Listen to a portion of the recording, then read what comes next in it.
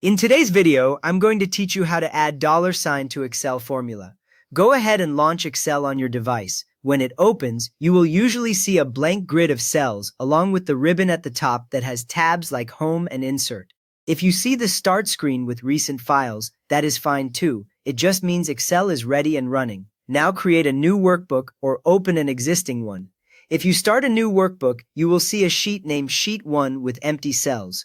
If you open an existing file, wait for the content to load and confirm you can see the data you want to work with. You can add a $ to formulas in either case, so choose whichever matches what you need right now. Next up, click on a specific cell.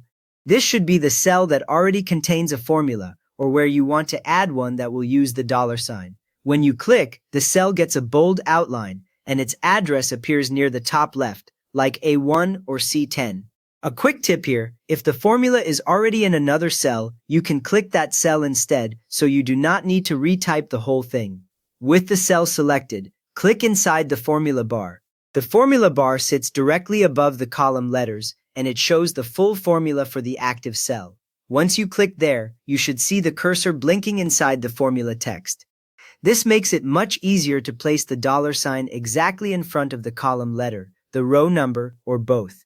Many beginners try to type in the cell itself and find it harder to see the full formula, so working in the formula bar keeps things clear.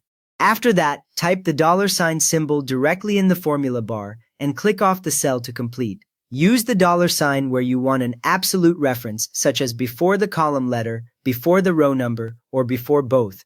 For example, putting a $ before the column and row locks that exact cell when you copy the formula to other cells. Putting it only before the column keeps the column fixed while the row can change, and the opposite is true if you place it only before the row number. Once you finish typing, click any other cell in the sheet or press Enter.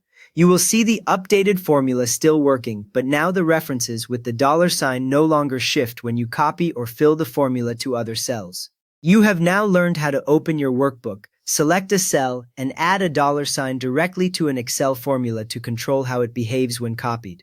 If this helped you lock down your formulas, a quick thumbs up would really help others find it, and you can subscribe if you want more Excel tips.